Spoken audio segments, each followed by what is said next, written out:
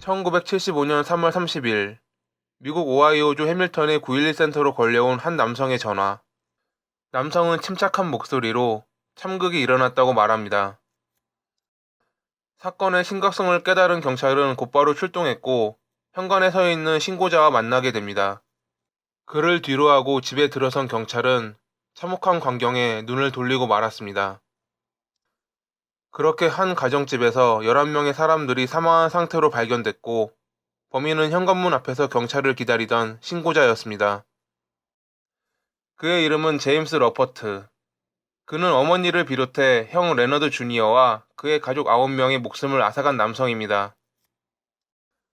사건 당일은 부활절이라 온 가족이 모인 상태였고 제임스의 갑작스러운 행동에 모두 싸늘한 죽음이 된 상태로 발견된 겁니다. 제임스의 어린 시절은 고통의 나날이었습니다. 그의 어머니는 둘째 아이로 딸을 갖고 싶어 했으나 아들인 제임스가 태어나자 애정을 전혀 주지 않았고 그의 아버지 또한 마찬가지였습니다. 제임스가 12살 되던 해에 그의 아버지가 돌아가셨고 그 후 가장이 된 형 레너드는 종종 제임스를 괴롭히며 나약하다고 조롱했습니다. 16살이 되던 해에 제임스는 지속적인 어머니의 무관심과 형의 괴롭힘으로 가출을 했고 스스로 목숨을 끊으려 했으나 실패하고 결국 집으로 돌아오는 사건도 있었습니다. 그 후 형 레너드는 자취를 하며 취업해 성공스러운 삶을 이어나갔고 아무런 직업도 없이 어머니 집에 얹혀 살던 제임스에겐 자신을 괴롭히고 잘나가던 레너드는 분노의 대상이었을 겁니다. 그런 레너드가 자신의 전 여자친구와 결혼까지 하고 8명의 자녀를 두자 그는 술로 마음을 달래기 시작합니다. 제임스는 술을 마셔도 조용한 사람이었습니다. 항상 위축돼 있었고 누군가에게 피해를 주거나 소란을 피우지도 않았습니다.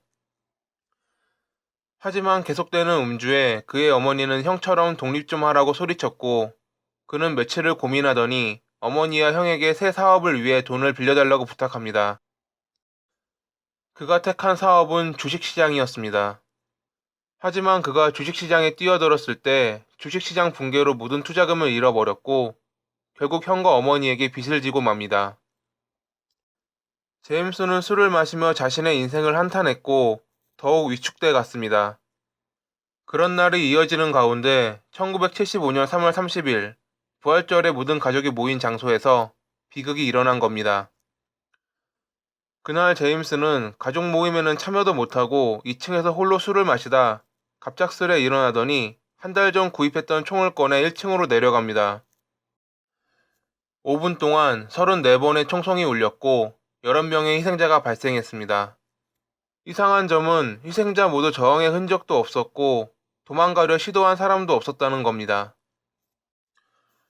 그저 남은 흔적이라곤 쓰레기통 하나가 뒤집혀져 있었다는 것뿐. 수사관은 혹여 제임스가 음식에 약을 타지 않았나 검사해봤지만 별다른 독극물 반응은 나타나지 않았습니다.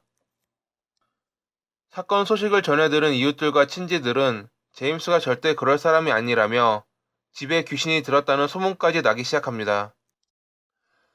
1975년 7월에 열린 재판에서 제임스는 11건의 종신형을 선고받았으나 그의 변호사는 정신 이상을 주장하며 항소합니다. 변호사는 그는 내가 만난 사람 중 가장 친절한 사람이다.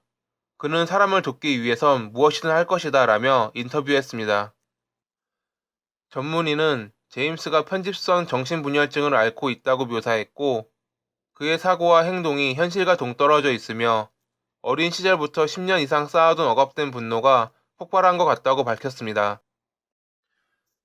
제임스는 살인죄로 유죄 판결을 받고 오하이오 주립교도소에 수감됐지만 결국 정신병원으로 이송되면서 재심을 받게 됩니다. 7년 후 다시 열린 재판에서 재판부는 그가 어머니와 형을 죽인 것에 대해선 유죄로 판결했지만 나머지 9건에 대해선 정신 이상을 이유로 무죄 판결을 내립니다.